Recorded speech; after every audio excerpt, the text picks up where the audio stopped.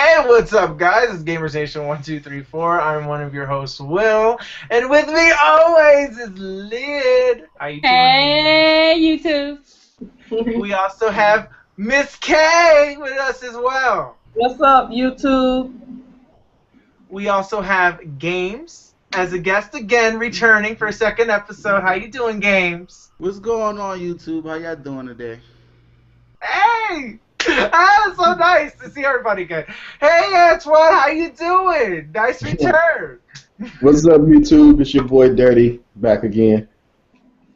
And last but certainly not least, we got Bawse Gamer making his big return again. How you doing, Bawse?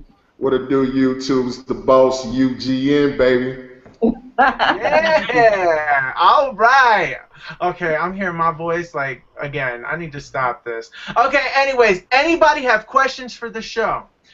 I put up the questions and answers app. I'm going to say this exactly how you're supposed to do it.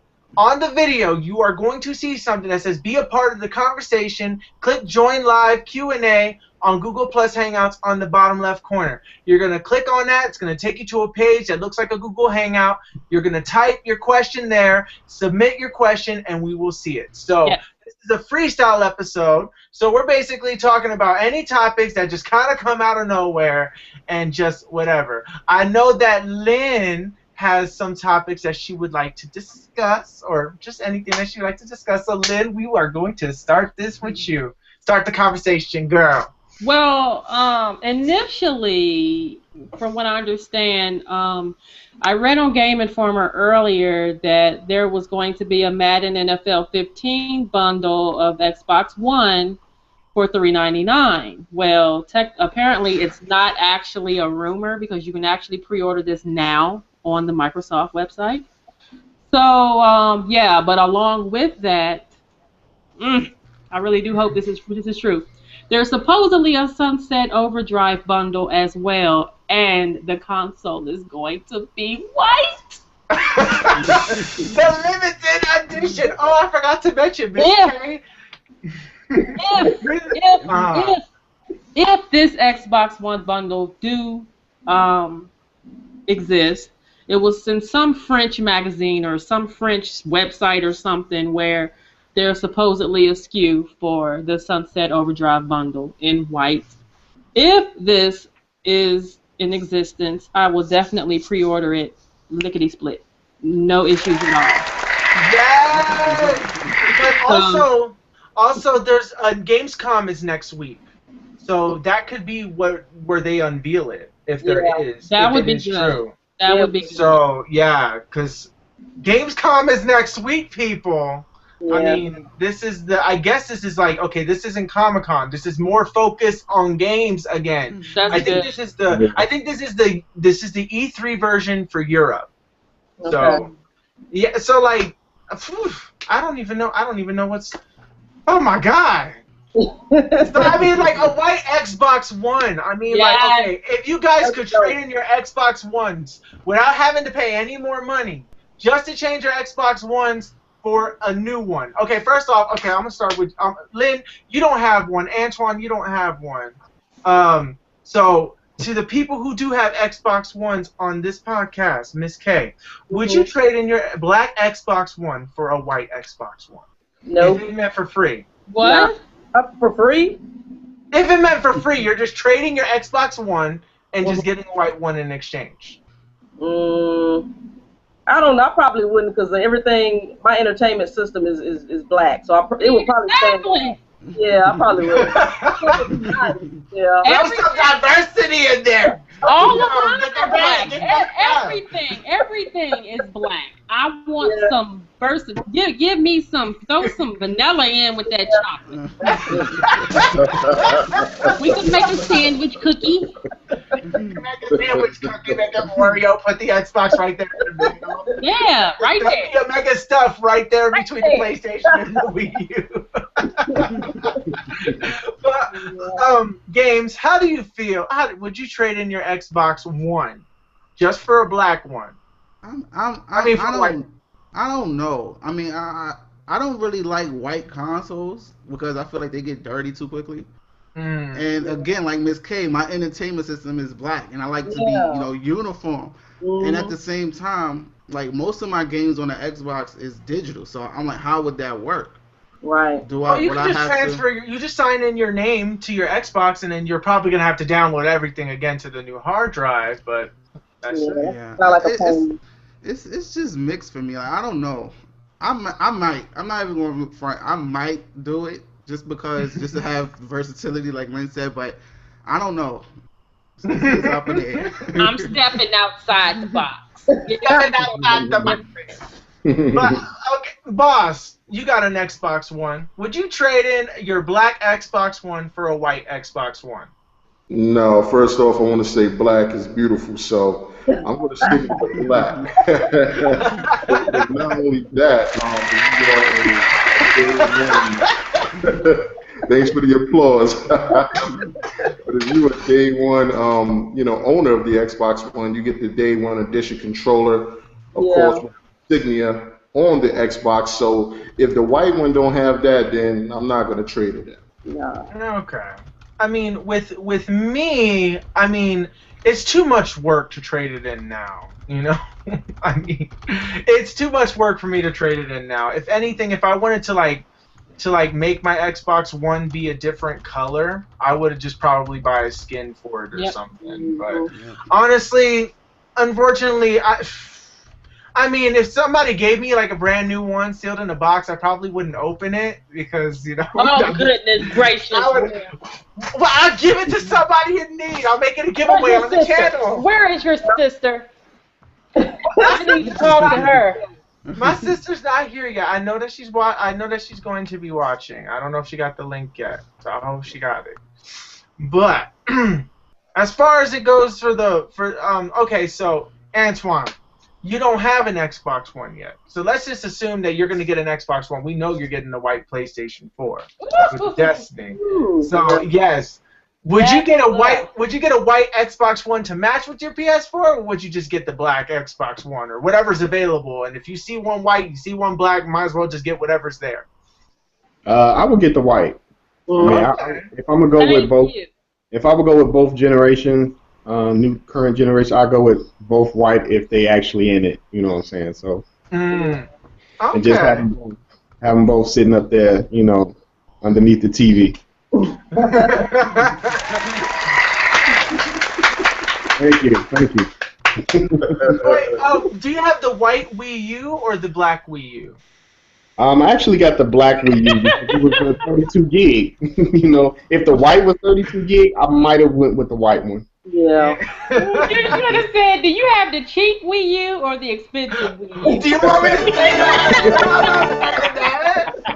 You think I'm going to say that? You can tell. You can tell. So I'll be like, give me an example. Let me say, so I'll be like, hey, so what you got? What you got? You got the cheap one? Are you cheap? Or are you expensive and deluxe? Deluxe. That is nothing wrong with going cheap, though. No, I'm trying to save money. The fact that the Wii U from day one was able to support hard drives. Yeah. There was probably the smart thing to do. Says a lot. You have one because you're gonna need it. Yep. You're gonna need it, yes, because if you got the white one on day one, you lost 5 gigs right there. Yep. Right there. Yeah. It's ridiculous. Oh my God, absolutely. Another thing I wanted to point out that I read from the PlayStation blog today is that, of course, you can pre-order the Little Big Planet 3 for PlayStation 4 and the PlayStation 3, but if you pre-order from select retailers, which I have no idea what retailers are going to participate in this particular pre-order, but I do know that Target is supposedly participating, that you can get a Sackboy plush along with your pre-order at no additional cost. And the Sackboy plush, if you pre-order from Target, will actually wear a Target hat. It's really cute. So I would love to get the pre-order for the Sackboy plush, but I have no idea what retailers are supporting this particular pre-order. I pre-ordered from Best Buy, and with that, you get the DLC Day 1 edition, and this is for the PlayStation 4. But it includes costume packs. So you'll have costume packs from, I guess, various, PlayStation-esque games that you can, wear little costumes for. But if you pre-order the game digitally through Sony, then you get a T-shirt pack. So your little sack boy can wear these little T-shirts and things. So I guess that's just something to consider for those who may be into things like that. So yeah, I know I'm getting Little Big Planet because I love that game. It's so fun. So you're pre-ordering yours from Best Buy. Yeah, and with that you just get the DLC costume packs. Oh, DLC costume pack. Is anybody here getting Little Big Planet 3? Yep. Yeah, definitely. Mhm. Awesome. And where are you pre-ordering it from? Probably Target. Amazon. Oh, Target. I was getting ready to say, don't say no GameStop. They trying to fingerprint you and stuff now. They trying to push you to get a credit card. No. I don't need. Oh God, no. You done bought a house by the time you done paid off your game. I know. Bought a car. Bought a car. Your house. Paid for your own funeral. By the time you're done paying your game. And your life insurance. Yep. Oh my God. So Games, are you pre-ordering Little Big Planet? Where you getting it from? Yeah, I'm gonna get it. I'm probably gonna go to Target because that plush, it sounds real. I want to get that, so I'm gonna go to Target. Yeah. I'm gonna go to Target for it. If Best Buy announced something like before release where you could also get the plush with the DLC, I'm gonna have to go to Best Buy. Yeah. What would be awesome for Best Buy is if they gave you a plus with the little blue T-shirt that says Best Buy on it. Make it look like a little employee. You gotta wear the little khakis. Yeah, the little khakis. Make them wear like a Best Buy. Go like this. Yeah. I want a Sackboy plush so bad. I really do. Yeah. I mean, they gave one out on Little Big Planet too, but it looked cheap. But I don't know. But it's free. It was free, and it's yeah.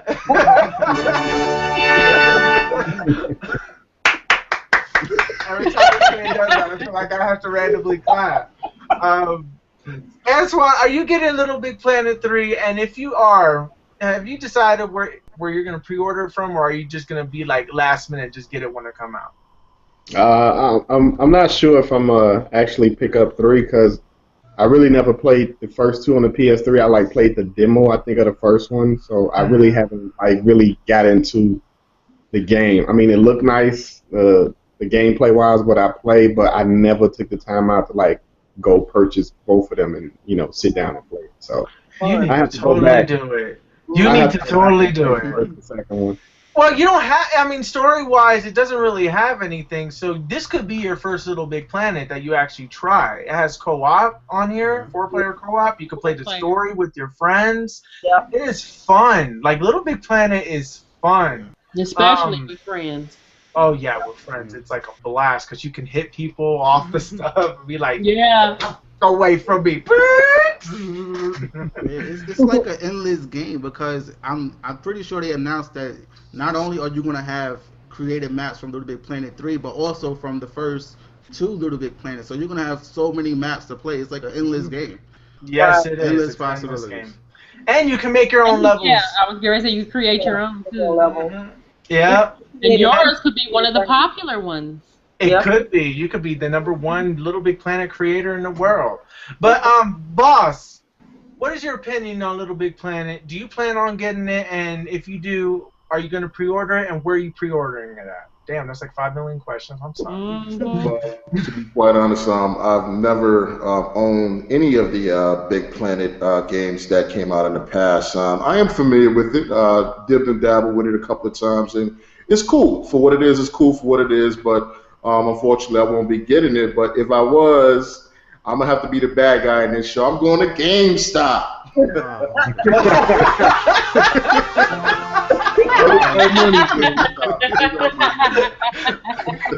Got the gong, buddy. I think I would have to order this time with with the changes that GameStop is doing, unfortunately, the closest place is GameStop for me. But I could do the Amazon thing. Yeah. Or I could just pre-order it. But then most likely, I like the DLC. I would get it at Best Buy, honestly. I want the plushie, yes. It's like, I hate when they do this. Each store gets their own individual thing. And I'm like, oh, why do you do this? Yeah, they did this with Little Big Planet, too, that if you pre-ordered it from this place, you get the Kratos, like pre-order from GameStop, you get like a Kratos costume, and if you pre-order from Best Buy, you get the Naruto costume from Heavenly Sword, or if you got it over here, you got this costume, and I'm like, oh, why you do this to me? I want them all, because I was collecting all the costumes at a point, and then I stopped when I realized, damn, they're like $8 each. I'm like, no. Ooh, they're a lot. They're a lot. But supposedly, money bags. But they transfer. They transfer to the next one. So every costume I believe that you own from the first Little Big Planet gets transferred to the third Little Big Planet. It even goes to the karting one and to the Vita. Yes, money, make the phone go round. We get it. But anyways, so yes. So I just got my favorites. That's all I got. Just my favorites. But I've got a couple more. Go ahead. Keep it going. Okay. There's a couple games coming out that I wouldn't mind looking into, one of which is going to be on the PlayStation Vita. I do not know a release date as of yet, but it's called Big Fest. I don't know if you guys have heard about that. I haven't. But it's basically a game for the PlayStation Vita where you discover and promote real, live, unsigned bands. So these are actual bands, like over in the UK or whatnot, that have not been signed yet. What you're doing is you're playing this game kind of like as a promoter. It puts me in the mind of like the Sims games, not Sims, you know, like the Sims theme park, for instance, where you can build up your theme park. You could, you know, put in all these different rides and attractions and things, and set prices for how much you're charging for this, that, and other, blah, blah, blah. But with this game is you build your own festival that'll promote the, like I said, the real unsigned bands. Levels of the game run as posters, and then certain posters have certain requirements. Like, for instance, if you're doing a rock concert, if you're promoting a rock concert, you're gonna have to please the guests of these concerts that you're doing. And like on the rock concerts, you know, you might have to do certain things to please certain guests. You can do anything from you can add shops and stalls, and you can earn money to build your festival up by installing the right speakers, lighting, video screens. You can visit your other friends' festivals, and you can either be a supporter of their festival or you can wreak havoc on their festival. You can bang up stuff. You can destroy their video screens. You can destroy their stages. You know, I guess that's more so for competitive people, you know. But to me it sounds really cool because I like the fact that it's basically setting. You are basically deciding whether or not these actual bands actually get signed, because you're voting on bands and songs, and then you're, you know, doing this promotion, and you're building up yourself as a promoter and things like that. And there has to be a balance, you know, with keeping the public happy, as well as, you know, keeping the band doing what they need to do, because, you know, they might get a little big shot and decide they don't want to perform. So you got to figure out, okay, so how can I get them to actually go on stage and perform? So it seems really cool. I don't know how you guys may feel about it, but I'm very excited. It's games like this that makes me happy to actually own a Vita, because as it stands, my Vita still sits here and collects dust. Yeah. So, you know, this will be something that'll actually get me into playing my Vita again, and it really, really sounds cool. I really love the aspect of it and what it entails. And that's just the tip of the iceberg of what this game is. Okay. What is the name of the game again? Big Fest. Big Fest. Okay, so Antwin, what do you feel about Big Fest for the Vita? Does this sound like an interesting concept to you? Yeah, it kind of sounds interesting. It seemed like it's something different, something out of the norm that we never done before or experienced in a game before. Hmm. Oh my God. I'm sorry. There was a thing going on. Issue. Background issue. Sorry. What about Miss K? How do you feel about Big Fest? I'd be willing to try it. You know, it's as gamers we have to be open-minded. So I will probably be the one wreaking havoc. Oh, yeah, okay. Let me Yeah. find out, Miss K, you will come on next and destroy my expensive big screen. Damn. She's like, I spent all this money and then you just destroy it. What's wrong with you? Yeah, I would probably try it out, just to see, what it's about. All right. Games. What is your take on this Big Fest concert, wrecking havoc and supporting bands? How do you feel about it? It definitely sounds fun. It sounds interesting. And if I had a Vita, I would definitely give it a try. Because I don't own a Vita, but if I had, I would definitely give it a try because it does sound cool to, just go out and be like that promoter to help real life bands. That's something I haven't seen that done before. So that'd be pretty cool to try out. Mm-hmm. Okay, and Bawse, how do you feel about this Vita game, Big Fest, promoting indie bands? Well, I think that it's really good. The PS Vita, hasn't really been doing too well lately. There hasn't been enough games out for it. So with this new IP, I think it's very innovative. I would give it a try. I would personally, if I have not already, I would buy or recommend someone to buy a PS Vita just to check this out because, anything new is obviously a plus for us as gamers. So I definitely think that this is worth its weight in gold. Okay, all right. How do I feel about this? Honestly, okay, I'm gonna be honest. Don't hate me, everybody. I'm completely on the other side of the fence of this. I think it's a great and innovative idea. I love it. But to charge a price for a game about promoting is, in my opinion, not a great idea. I don't feel like this will sell Vitas. Yes, it's a good idea for the industry and everything like that, but I feel like it's not a game that will sell Vitas. Unfortunately, what Vita needs to succeed is AAA titles. And, this doesn't seem like it's going to be a AAA title. I mean, I could be wrong. It could be a surprise hit, like a surprise sleeper hit, gets a really good review, and then people want to buy it and try it and stuff like that.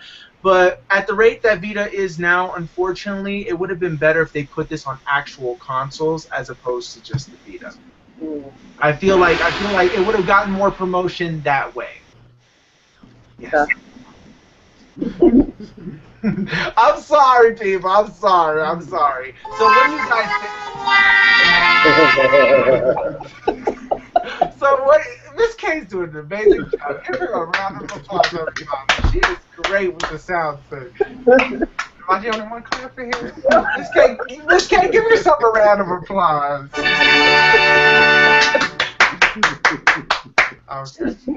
Okay, that just got awkward.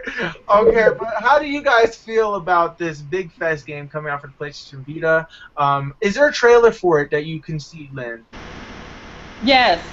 Okay, I'll be able to put. You have to send me the link, so I'll post it on the in the description, so that way that you guys can get a visual thing, and I'll actually take a look at it too, and maybe it will actually really, maybe if I actually see it, my mindset will be different. But based on what I'm hearing, it sounds like it's a great idea, but I feel like it's not, not gonna sell a lot of consoles unless I have to look at it. I have to really look at it and before I can make a full judgment on it. But yes. Lynn, do you have anything else to share? Well, one other thing. There's a couple more, but I'm going to do a little bit more research on that first. But there's a game that's supposedly coming out. I have no idea when again. It's a game, but it's going to be on PC. So this game is called Fortnite. That's Fortnite. They're actually having an alpha available. that you can sign up for if you go to Fortnite.com. But like I said, it's only for PC. I didn't know that until after I signed up for the alpha. So anyway, basically, it is a free-to-play MMO, and I know that people automatically get that cringe when they hear free-to-play, but this sounds like it's going to be a little bit, something different than typical free-to-play games.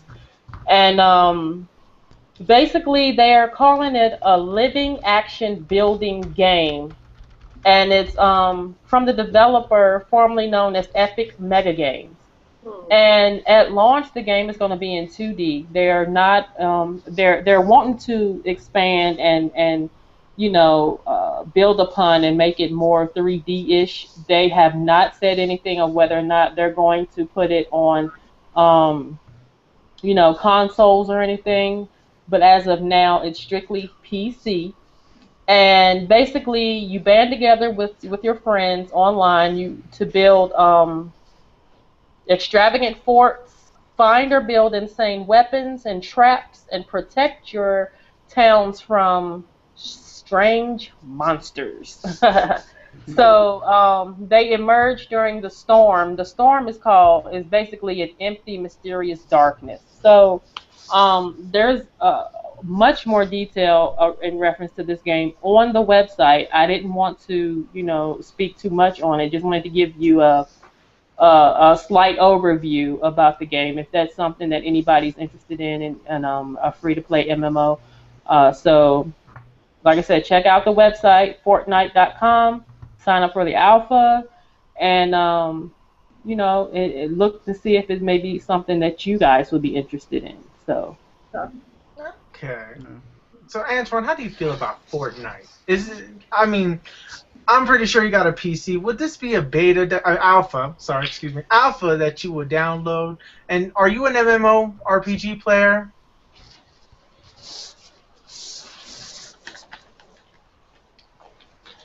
Oh, something's wrong with your sound, Antwin. I don't know what's going on. What's going on with your sound? Does anybody else hear him? No. No. Okay, I just wanted to make sure it wasn't just me. Uh-oh, there's something wrong with the sound, Antwin. Well, I'll ask somebody else while hopefully this issue gets fixed. But Miss K, how do you feel about MMORPGs? And would you download Fortnite on alpha on your PC? Miss K? Miss K!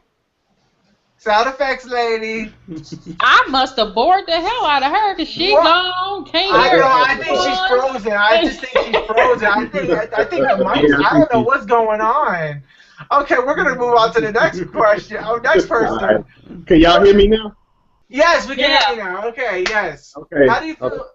Okay, we got this back up. Miss K is now experiencing technical difficulties. This happens on live shows, people. It's unfortunately there's nothing that we can do about it. So we're gonna go back to Antwin. Ask questions if you're watching. Ask questions if you're watching. Remember, left corner of the video, there's a little link there. Take you there. Ask a question. Stuff like that. God, it takes forever to do that. But. Miss K has technical difficulties. She will be rejoining the call shortly. So we're going to ask, Antwin, how do you feel about MMOs? What is MMOs for you? Like, free-to-play MMOs. Have you ever played one? Which one was it, if you have? And is it your thing? No, I really don't. I never played a MMO. I don't even game on my PC. So... that'd be like out of the question. Even though I do like RPGs, but I just don't game on a PC, so I will have to pass on that one. All right, pass. Oh my God. All right, we're gonna go to the next person here. Games. How do you play MMOs? Do you like MMOs? And would you download this game? I've tried to play an MMO. It just really never captivated me so much. But I'm watching the trailer right now on the site actually. And it looks pretty. It looks pretty fun. It looks like it's gonna be something that a lot of people will take interest to. And being that it's free to play, I think it's gonna get a lot of. The initial response is gonna be great. So I'm thinking about signing up and I'll try it out. because it does look fun. It looks like a fun game. So. Lynn, I have a quick question to interject. Is this for Mac as well?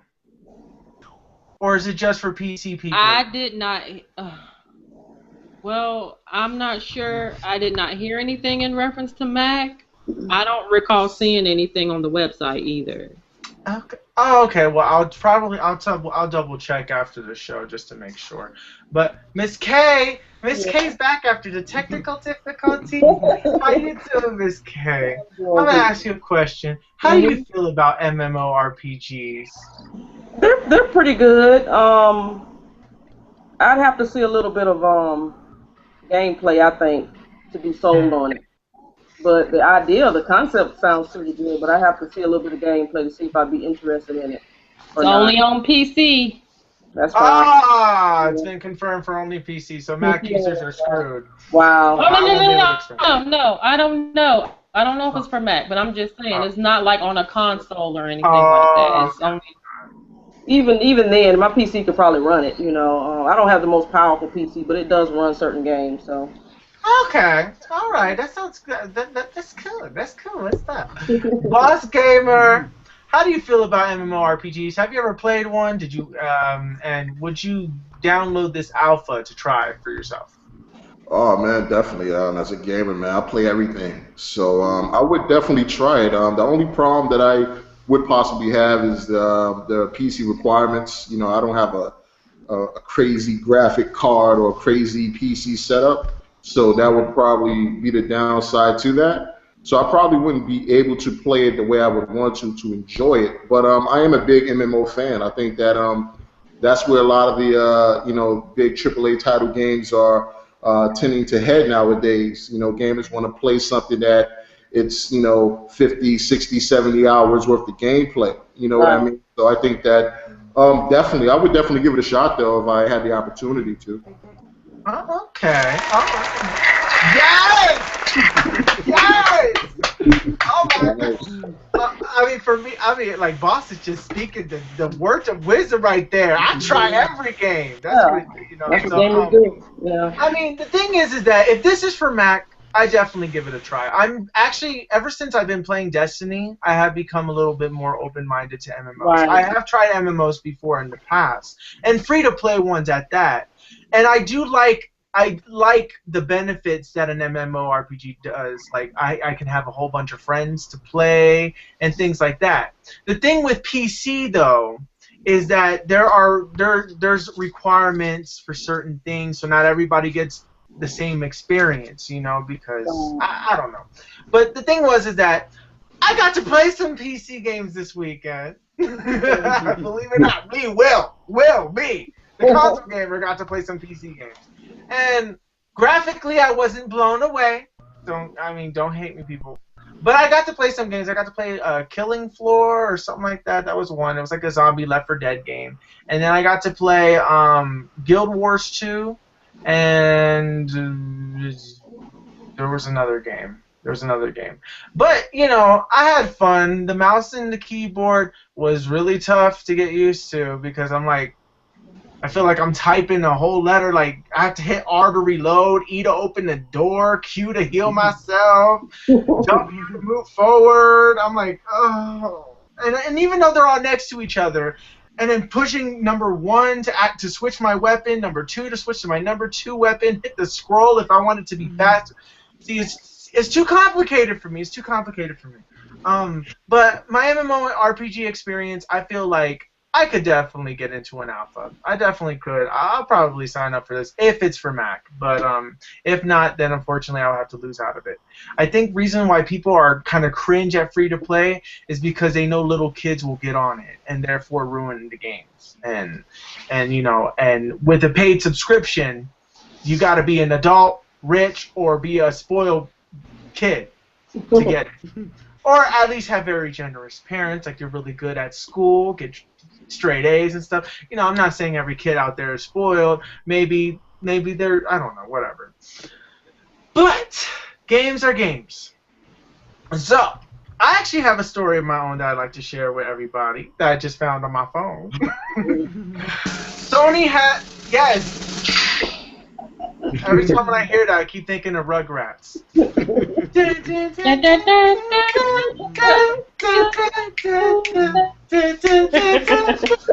sorry. Alright, I'm losing my train of thought, people. I'm so sorry. He a little ADD. Yes.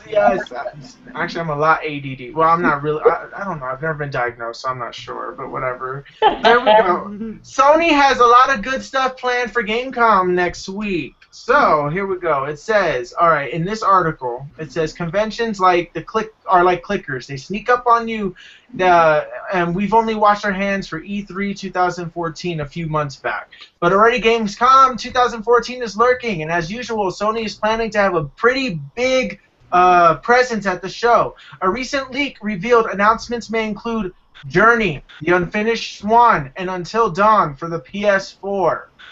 And with this curtain set to raise, the platform holders press conference is on the 12th of August. So August 12th, people, is when Sony comes on.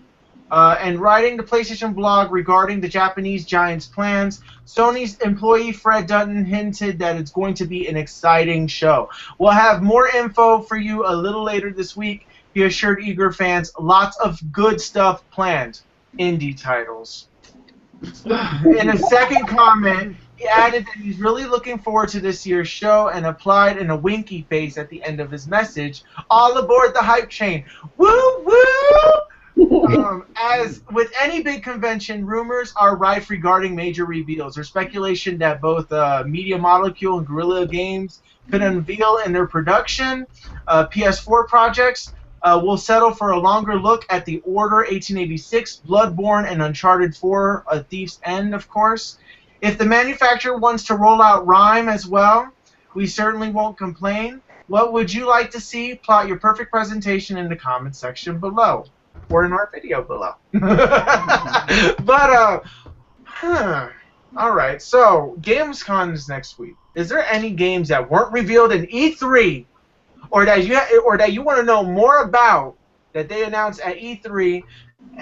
What game? Okay, basically, we're just gonna go on. What games are top 5 games are you looking forward to? It doesn't mean if it has to be this year. It could be 20 years down the road, as long as it has an announcement. So, we're gonna start. Antwin.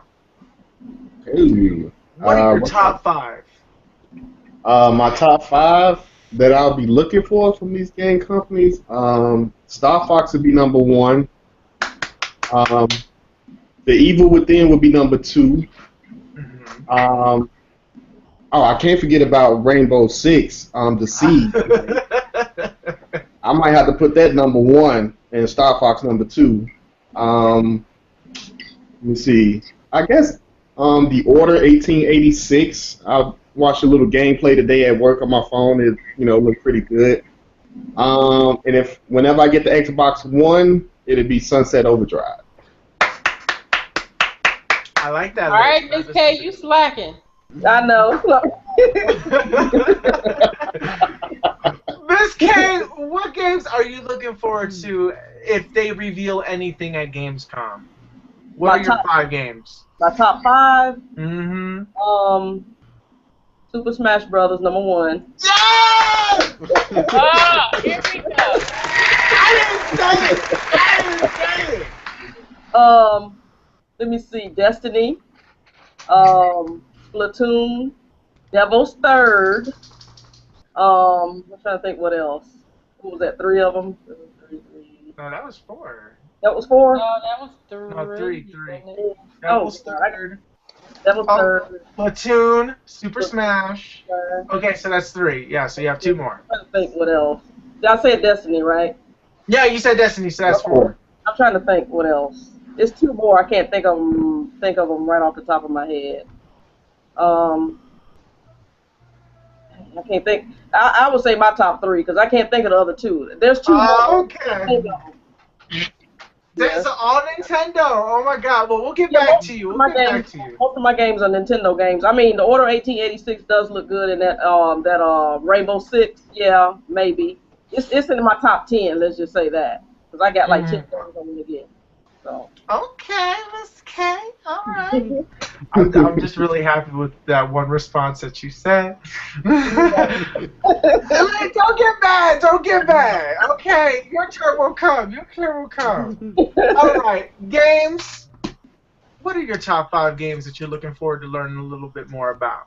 Okay, definitely Splatoon. I want to see more of that. I want to see more. I want to see more Destiny. Yeah. I want to see Far Cry 4 because I want to see how that feature is with inviting people in the game where you don't have to own the game. So I want to see how that's going to work out. Right. So that's 3. I want to see more. I want to see more Smash Brothers. I'm sorry, Lynn. I want to see more Smash Brothers.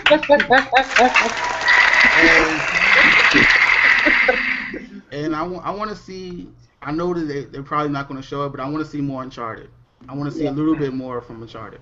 Like you would like to see a gameplay video? Yeah, not that 5-second clip that we Yeah. Right. Lynn, what are you hoping that they show at Gamescom this year? Well, What are your top 5? I mean, what are your top 5 games? I don't really have a top 5. Now I know that I want Destiny, of course, and Splatoon, but see, I pre-ordered Little Big Planet 3 today, so I'm waiting. I'm wanting that. Far Cry 4 does look freaking awesome. I mean, who does not want to provoke the elephant?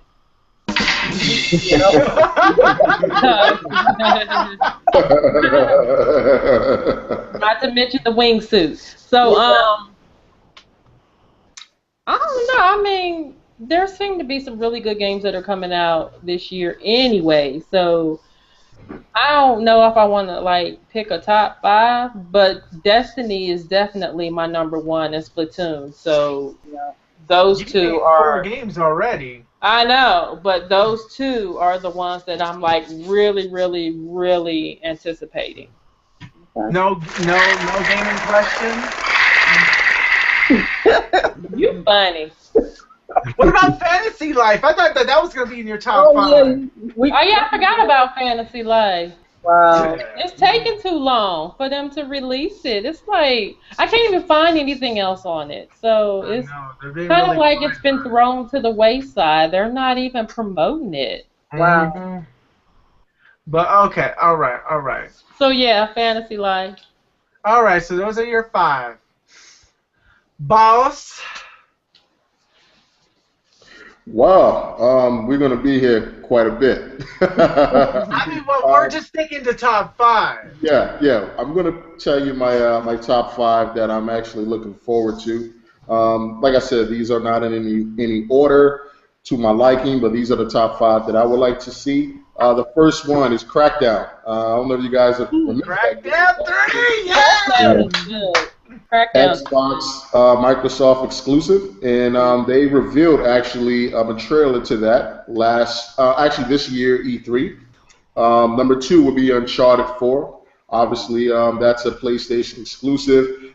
Big fan of that. I enjoy the Nathan Drake saga adventure, Indiana Jones type situation there they got going on.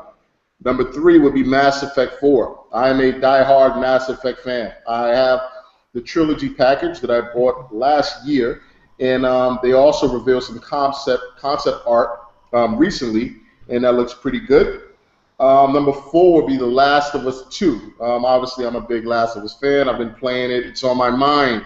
So I chose The Last of Us 2, even though they have not mentioned a sequel to it. I can't wait to look forward to that. But last but not least, number 5 would be a Xbox Time exclusive so far right now, which is an indie game called Dust: An Elysian Tale. I would recommend that game for everyone that owns a Xbox 360 to go check that out. It is a old school side scroller MMO actually. Okay. So those are my top 5 games I can't wait for. Okay. Hey, she's cheering him on. Go ahead, Bob. Yes, sir. It's my girl. Hey. Yeah, just missed the rest of us. And it's like, oh, yes, fuck. I was like, well, okay, Miss K, fine. I'm going to play that. What? I said the only one cheer in that zone is Will. I get excited. I get excited. Okay, we're gonna start. We're gonna start mine. This is gonna be just like Bawse. No, in particular order. Just games. Super Smash Brothers, baby. I could have saw that coming. That's one. Kingdom Hearts 3. All right. Yes. I'm very excited to learn more about that. I hope they show it, but most likely it's going to be Tokyo Game Show in September, which is when they're going to show it. Final Fantasy 15 is another game that I would like to see more about. I would also like to see more on The Witcher 3, Wild Hunt. That's another thing I wanted to see. And Uncharted 4 would probably be my last one. I want to see gameplay as well. Thank you, Miss K. I feel special. Thank you. Good choices. Yeah. Does anybody have any other topics that they want to talk about while I look for another one? Sure. Actually, I do got one. I got a question for the entire Google Hangout. What do you guys think about violence in video games compared to the way it used to be 15 years ago to 20 years ago? How do you think it has changed in the industry? It's much more realistic. Yeah. They're trying to attribute violence in games to the way these young people are acting nowadays about, going around shooting up kids in schools and committing suicide and things like that. And you know what? Back in the day when we would, experience things like this in games or on TV or whatever, we never, attributed something like that to our actions. And then, how they're saying that children are dying in cars and stuff. I mean, back when we were growing up, we would just open the car door. It's like, you kind of gotta, but it's gotten much more realistic, and do you think that's a good thing or a bad thing? Well, maybe it is. It could be hard for some people to determine, what's real and what isn't. But see, that's why they have age restrictions on games. But here, like I think it was 2 years ago, last year or 2 years ago, when I went out for Black Friday, there was a lady who was buying a game for her son, and it was Call of Duty, matter of fact, Black Ops 2. And I looked at her and I looked at him and I said, "Now you do know that is a rated M for mature game, right?" This kid was no more than like 10 or 11 years old, okay? Wow. And I said, well, you do understand that these children, that people actually get on these chats and then they're like with grown people, and then there's cursing, there's rage, there's all kinds of stuff going on these video games. There's blood, there's gore, and you're buying this game for your son. Are you still going to buy this game for your son? The kid is looking at me like, bitch, will you shut up?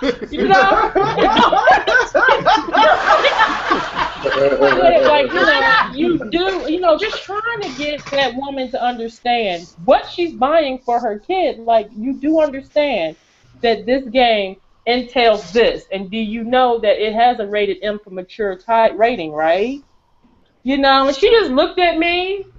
She bought it, and I'm like, okay, hey, I did my due diligence. I tried to warn you. So your child get on there and want to sit up here and fuss and gripe and cuss grown folks out and then get his feelings hurt, then it's your fault because you bought him that game. Mm-hmm. So, I think some of it has to do with the parents as well. That's not to say that kids don't go over their friend's house and play these same games. But in my house, if I have a young child, you are not playing games unless they're age appropriate, because you have to be mentally prepared for things like that. Mm-hmm. So I don't know if that makes sense or what. But It does. It does. It's like, shut up, lady! Oh my God! You're tongue blocking me. I know, basically. All right. We're gonna go a little bit out of order with this question. Miss K, how do you feel about violence in video games, and how do you feel like how it's changed, like since back then to now? It's gotten worse because the kids are more they're a lot Well, I'm gonna quote it just from the Bible. The Bible says the kids are weaker but wiser, and that says a lot. Weaker just means that they're wiser as far as with social media. They're very smart nowadays, and maybe not as smart as we were back in our generation. As far as we didn't have access to all this technology and stuff. So these kids are coming out of the womb almost with a laptop in their Exactly. That's true. Yeah. That is true. That's just what it is.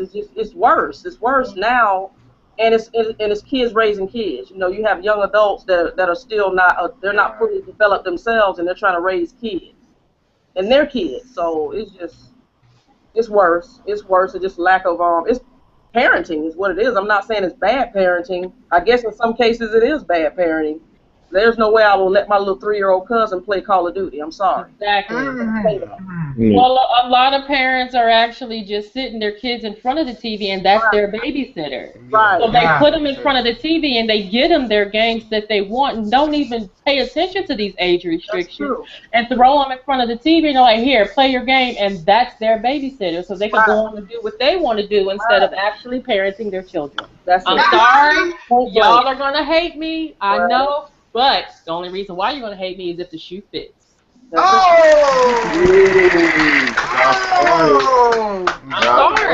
sorry. That's the truth. You should not use TVs. You shouldn't use TVs and video games as a babysitter for your children. Educate your children. Right. Help them to learn a second language. Play with them. Right. Play school. Teach them things. Right. Read a book. Read to them. You don't even read. Take them to aquariums. Take them to to places that will educate them. Right. Like back when I was young, my little sister and brother, we played school. My brother was in kindergarten writing in cursive. That is how we played. Yep. You have to educate these children. You can't sit them in front of a TV and they learning all these curse words and how to kill people and all this other stuff, and that's their babysitter. You can't do that. You can't. So true.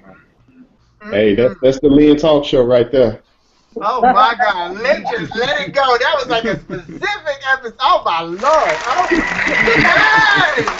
There we go. Okay, all right. Antwin, how do you feel on this subject? How do you feel about violence in video games and how it's changed from back then to now?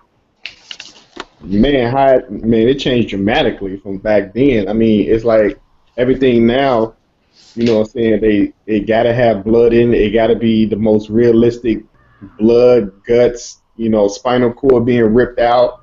Right. And you had these young kids that, that look at these games and they want it because grown-ups are playing it. So you have grown-ups letting, young kids play it at an early age, you know what I'm saying? And some, you have some kids that just actually go out and want to do stuff like that because it's fun in a video game to them. So they figure and not being taught that, that's not reality, that's just, for play. You know what I'm saying? That's how it was. My parents was with me. My mom would be like, what you in there playing? She wanted to know what I was playing because I was very into video games when I was younger. So she wanted to know what I was playing. You know what I'm saying? So she always came in the room and looked at the TV and see what was going on, asked me about the game and stuff like that. Now, as I got older and started buying my own games, you know what I'm saying? She even told me I think one time she seen me playing Mortal Kombat Ultimate 3. And she was like, how can you sit there and play something like that, And I had to tell her, I'm like, well, Mom, I know right from wrong. I know I'm not going to go out there and, and stab somebody in their heart, because it's just entertainment to me, So, when my nieces and nephews come over and they see me, playing a game or something, I stop it. My nephew, he want to play Injustice, but I'm like, yeah, it got the superheroes and stuff like that. Sometimes he may see more to come back and be like, oh, wow. I'm like, nah, see, you can't play this. Either I have to send them out till I finish, or I just have to cut it off completely and, try to put something on for him that he can play, like Lego's Undercover Cop, something like that. But I always let him know that, what I'm playing is for grown-ups. Right.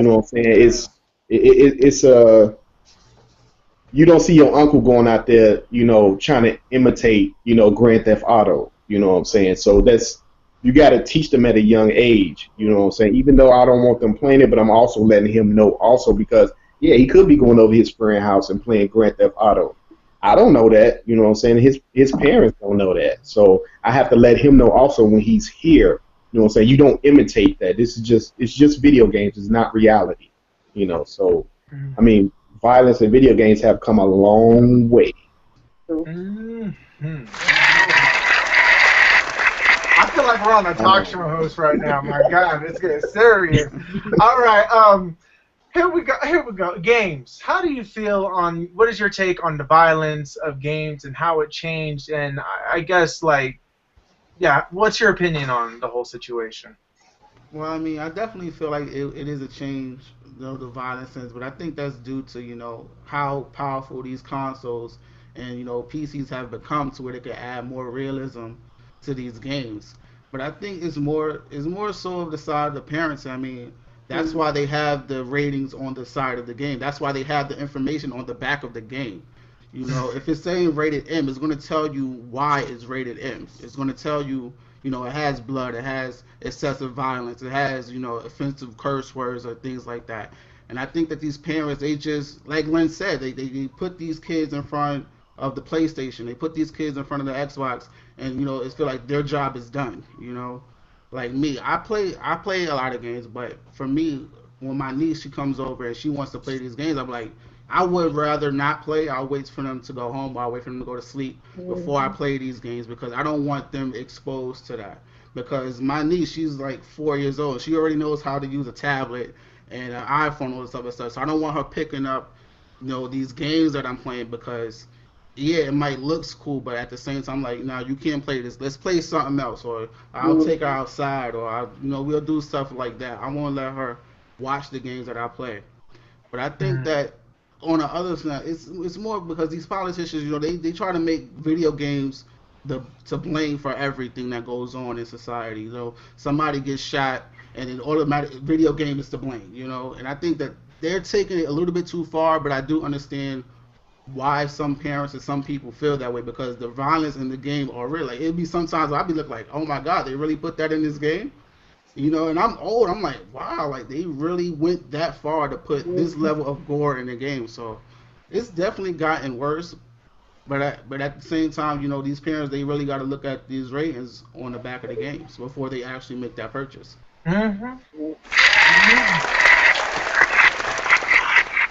Can I add one more thing to that? Go ahead, add one more thing to it. Not just with the violence, but yeah, I'm done. I'm finished. There's also with the violence, there's also sex, what I'm saying, in games. What I'm saying? I remember playing I remember playing God of War, the first one on the PS2. I was anxious to get the game, after seeing it, trailers and stuff. And just playing the game and then actually going into a chamber where there's like 2-3 women, what I'm saying, topless, what I'm saying, and moaning and groaning for Kratos to come, to get into bed. And that was a mini game. And I'm like, wow, this is actually me. And I'm a grown man. Like, what the? Like, I don't even feel comfortable doing this. You know what I'm saying? Like, this is supposed to be a video game. You know what I'm saying? And they got me, even though they black out the screen, but you still hear the moans and groans and grunts. You know what I'm saying? I'm like, wow, really? Like, they really had to put this in God of War? Like, it don't make sense. So now you really have to look at games that also not dealing with the violence, but the sex as well, and the nudity. Right. Yeah, definitely. I mean, I guess my opinion on this whole entire situation of the violence of video games is yes, it has changed. Absolutely, astronomically.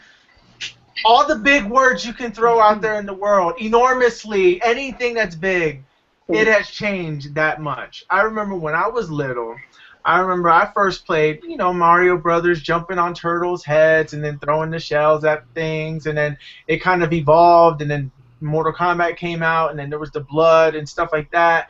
And then it kept evolving and evolving into, like, Grand Theft Auto, and then you're shooting people and stealing their cars. Now it's all about war, and every game is shoot to kill, shoot to kill, shoot to kill, shoot to kill.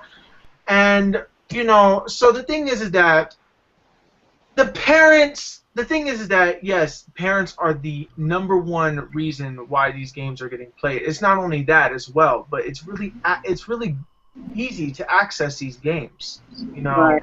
a lot of people are just saying, like a lot of people who work at gaming stores, they don't even check. It's not like cigarettes where when you scan a game, can I check your ID? They don't even ask me for my ID at the GameStop that I go to. They don't ask for ID. Exactly. And then there's also parents that now with online gaming, parents are not going to sit there and read. They're going to be like, kids, it's like, what do you want for your birthday? You'd be like, oh, I want Grand Theft Auto 5. Okay. Hey, Grand Theft Auto 5. Grand Theft Auto 5? Grand Theft Auto 5? I got to check this out. And then instead of doing that, they don't do that. They don't do that. So they just buy the no questions asked. They say, oh, he wants this or she wants this. That is that. You know, be like, and then on top of that, it's not only just the console market. The free-to-play PC games is also as well. There's first-person PC games as well. Everything. Parents are not watching what their kids do. Unfortunately, that's just not how it is. This has become the distraction of the world. Our phones have been our distraction. The computer has been a distraction. So parents are not even parenting their kids. Right. What they're doing is they're watching whatever's on the Netflix, whatever's on the Hulu, whatever's on their phone and their text messaging, because the parents of this generation are a lot younger than what my parents were. So the thing is, thank you. So the thing is that, you know, children are raising children these days. Unfortunately, it's the sad truth of this thing. And not only is reality TV also playing a big factor in this thing, they're glorifying teen pregnancy, they're glorifying bad behavior, they're glorifying, oh, let me just date 5,000 men and choose one at the end and break all these other people's hearts. You know, let me go on this singing show, and because I think I can sing, you know. It's a lot of stuff, and then it's not only video games that are doing this, and I wish that games would stop being the center. Yes, video games does have a lot of violence in it, Unfortunately, people have grown attached to this violence, and unfortunately, we can't detach ourselves from this violence because it's already been implanted in our brains. All the movies we watch, even PG-13 movies, PG movies, have violence in it. Unfortunately, there's just no way we can escape it. There's blood and gore and everything. Even Harry Potter had it. You know, the thing is, it's like, no matter what we do, unfortunately, if we do anything about it, we're censoring it, and people don't like the idea of censoring things. And if we do censor these things, people nobody's gonna like it. Unfortunately, the internet is an easy access. You can download free apps on your phone to download mature-rated games that they're just letting you try for free. MMORPGs like betas and access, you can access it. Like literally, it's so easy to hack and fake your name and fake your age and date of birth on these websites. You can still get bypassed by just putting your uncle's date of birth, but put your own birthday information on it. But just put his year. That's it. Unfortunately, I keep thinking that my nephew is underage. So whenever he keeps seeing these games, sometimes I say, why are you playing this? But then I'd be like, oh, you're 18 years old now. You can play this now.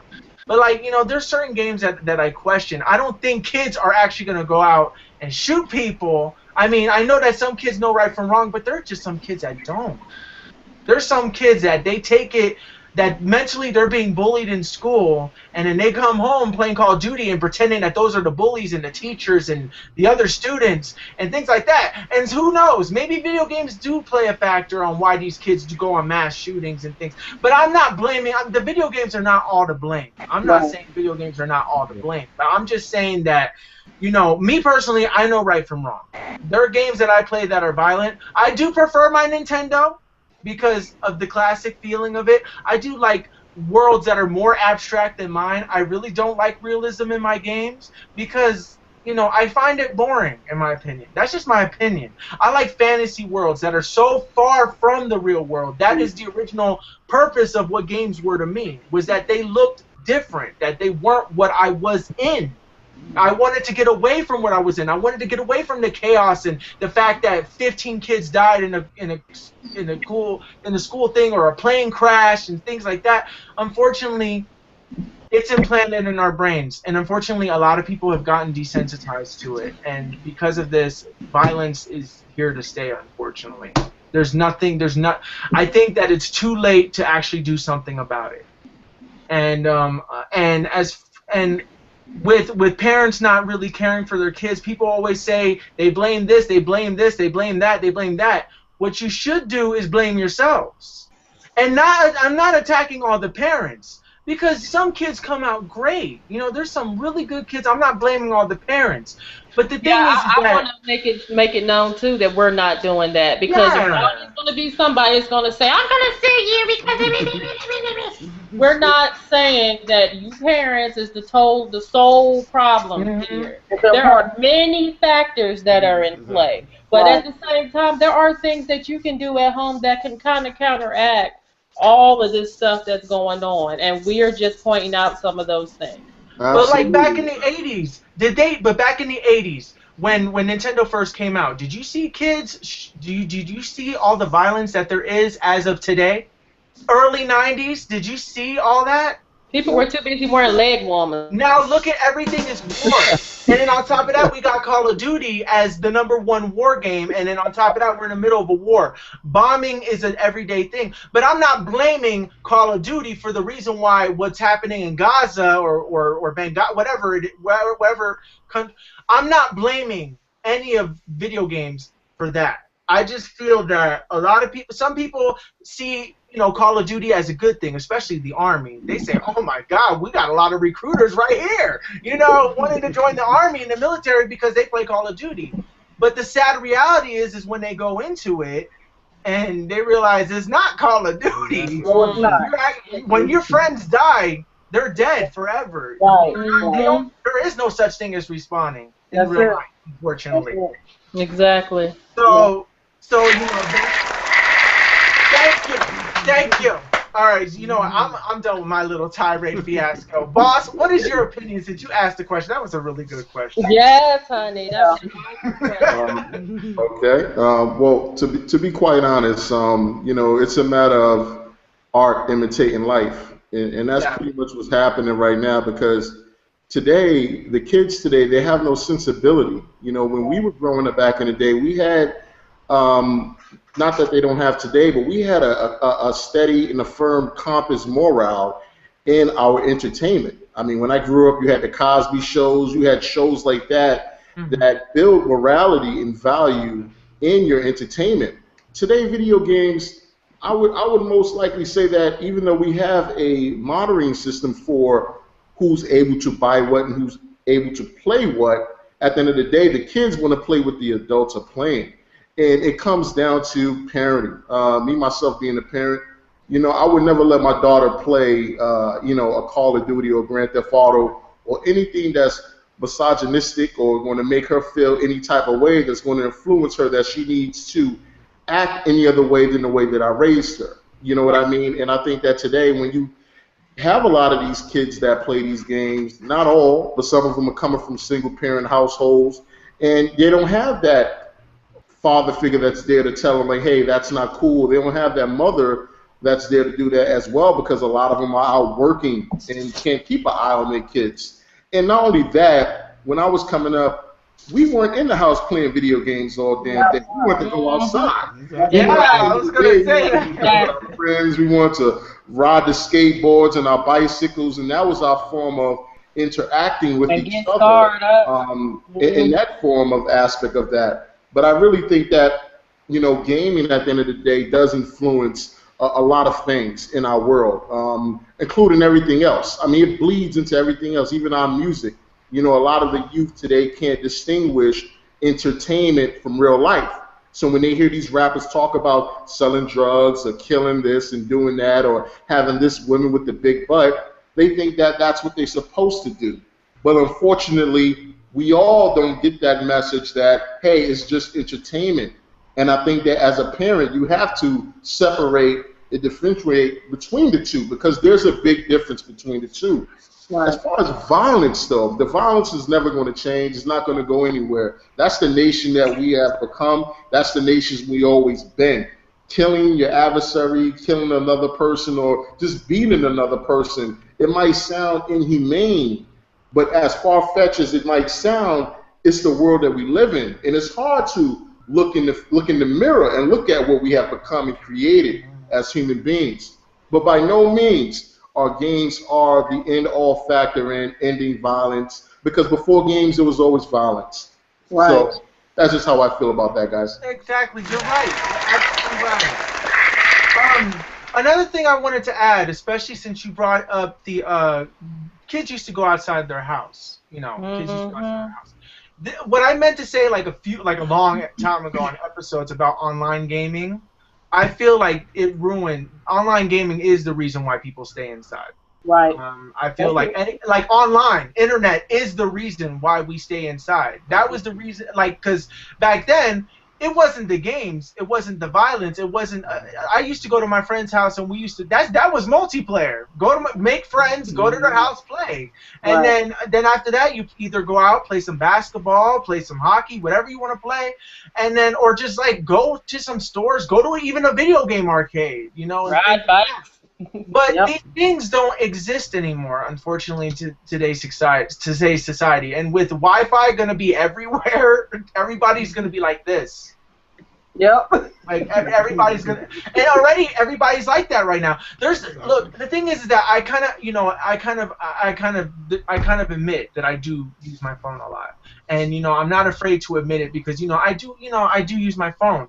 But the thing is that it's become so awkward to speak to another actual human being now because of the internet. You feel like I don't like answering my phone anymore. I don't like answering my phone. If it's a phone number I don't know, I don't answer it. Before I used to pick it up and like, hey, hello? Yeah, wrong number. I don't pick up the phone anymore. I don't pick up the phone. If I don't know and you don't leave a message, you're not important to me. I mean, and the thing is that I hate saying it like that. And then there's also times where I avoid conversations with people. Like, people avoid conversations. Like, people probably used to talk on the bus back in the day, I was too young to actually ride a public bus myself, so I don't know. But when I got older, nobody talks on the bus or train or public transportation, so nobody gets to know each other anymore. It's like nobody asks how's the weather. They don't need to ask questions because Google answers it for you. You know what I mean? Like, so it's like there's nothing. It's a disconnect. It's ironic that something an invention that was supposed to connect the world caused this great disconnect, and you can choose who you can talk to. That's it. As opposed to and just ignore the rest of the world. Yep. And unfortunately, I mean, that's what it is. And then everybody's become so hateful because since you got like this courage because you're behind the keyboard, people are gonna probably hate this video and call us all each other names and things like this. And people like drama as well because of reality TV. They want to see people yell at each other. They want to see people get angry, and I feel like drama became this big thing. Right. And well, that's not what we're about, people. Yeah, we're not about that. So if you came to the channel to see fights and things like that, it ain't gonna happen. So nope, not gonna happen. But like seriously, I mean, I guess I mean this topic really like completely made the show. I mean, it really highlighted the show. So so I guess like honestly, I have to say, like I said, by no way am I down playing video games. I do love my games. I love my games. I love my movies. I love my TV shows. I love everything. I love everything. But and we're not downplaying parents. No, we're not downplaying parents either. There are great parents. Or parenting. So yeah. We just want to make that clear before y'all start with the hate comments. Listen to what we say and reflect on that. We're not like, poking jabs at individual people. Right. We're speaking it as a consensus of some people. Not saying that's you, okay? So we just want to make that clear before we get a bunch of dislikes and a bunch of people leaving rude comments down below. Yeah. Well, when you get people like that, when you tell them it's not all, and you get the people that still hit the dislike button and leave nasty comments. Nobody really talks on the bus now. I'm from New York, and it's just crazy how I could get on a train and there's like 20 there's 20 people playing Candy Crush. You know, nobody's saying nothing. Everybody's on Candy Crush, and then I'll jump on the bus, and then everybody's, you know, Siri, how do I get here? Or Google, how do I get here? Like nobody's really interactive with anybody anymore. Yeah, it's So gone. It's really It's crazy. completely gone. It's really crazy. And people became really afraid. Talk to people. I was always told when I went to Philly, when I went to New York, I was always told do not make eye contact, don't talk to people. If they say something to you, keep walking. I'm like, really? That's not what that's not what I do here. We speak to strangers. Yeah, but up north, I was just told you can't do that. I said, okay. But in our world, but in our society, I feel like we just became scared of each other. Yeah. I feel like in a way we are kind of tricked or brainwashed on the TV shows and stuff that we watch. Even though I'm not blaming everything. I could be wrong. You know, I'm not a psychologist. I'm not researching all this stuff, but I'm just saying that we've become afraid of what we don't know. Right. Because we're not taking the time to learn, we're not taking the time to interact, and we're not having an open mind. And what we need to do as a society is to be a little bit more open-minded and being able to talk to people a little bit more. That's why, I mean, in a way, online gaming does help that in a way. So there are benefits and there are pros and cons to everything that we've mentioned on the show. There are always pros and cons to everything. Like, look at this. The internet, what we're doing right now is a big positive. I think it's a positive thing. But then there is a negative as well. There's a negative where I feel like I'm spending too much time on this because I've become accustomed to this. This is now my home outside of home. Right. You know, so it's like no matter where I go, like I have technology on me. Yep. It's like I feel like I can't live without it. That's how bad it got. I feel like I can't live without technology. Like, oh my God, like a book? What is a book? I could read a book on this now. Yeah. You know, I mean, I get everything. This thing does everything. It's my camera. It's my flashlight. It is like literally a Swiss Army knife for life. And I could ask Google anything. What is the definition of this? What is the definition of this? What is the history of this park in front of me? You know, I mean, like, it's, oh my God. You know, instead of asking the actual person that, you know, that maybe works there, that maybe knows the actual history. Exactly. But I don't know. I mean, honestly, there are pros and cons to the internet. Like, I could speak to somebody, like Denny's a perfect example. He's in Belgium. A person I will never, like, I probably, without the internet, I would never have met any of you people. Anybody. Nobody. And nobody on the internet would know who I am. You know, like, nobody would know what Gamers Nation is, you know, and things like that. Like, this channel wouldn't even exist, you know, and so many great things. So there is an entertainment aspect. There are very great aspects to the internet, but yeah, and unfortunately, it's like we are now a robot, and you can't disconnect us because we die or we lose. We like, come on, man. If the internet was gone for like a week, can you live? Honestly, I mean, you can. Yeah. But like, wouldn't you be a little shaky? Like, they're like, oh my God, I don't know anything. I don't know anything. Yeah, you're not. I don't know. I don't know. I could disconnect. I can disconnect. I can do it. I've done it like on like Sundays. I just would totally not. I've done it before. It just depends. If I'm just aggravated or whatever, I will totally disconnect. I won't answer my phone. Can you do it on all technology though? Like no TV, no cell phone, nothing. Yeah, I've done it before. Okay. Oh, so you done? Okay, so you've done it. I mean, I know you've been in the military, so you're kind of forced to not do that. So I mean, like, so I know, but it's like, with you know, like people like me who don't have any discipline in that, you know, it's hard. I mean, I've done it before. And I've lived and stuff like that. And I found that it's actually really cool because you actually can have conversations with people. And I'm like, oh wow, this feels nostalgic. and that's terrible. It shouldn't feel nostalgic. It should feel like an natural thing. So. Yeah. Oh my God! I guess that concludes today's episode. Unless somebody has anything else to say. Antwin was saying something, and we didn't quite get what he was saying. Yeah. What was that? So you were saying something, but we didn't quite get what you were saying.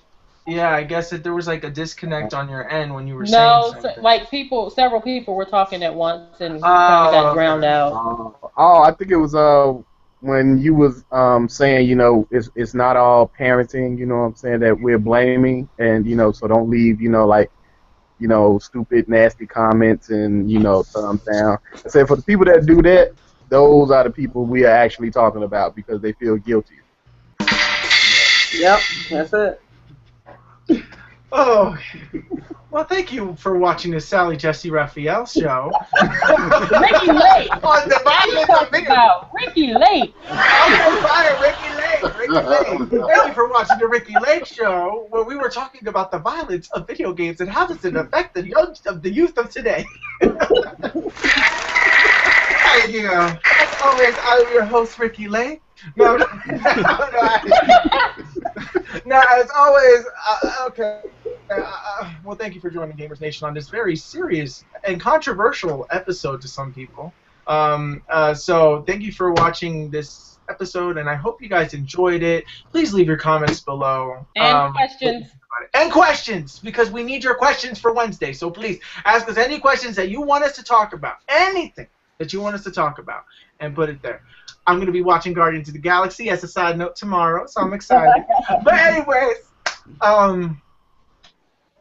thank you. Bye, guys. Bye-bye. Bye. Bye. All right. See y'all later, folks.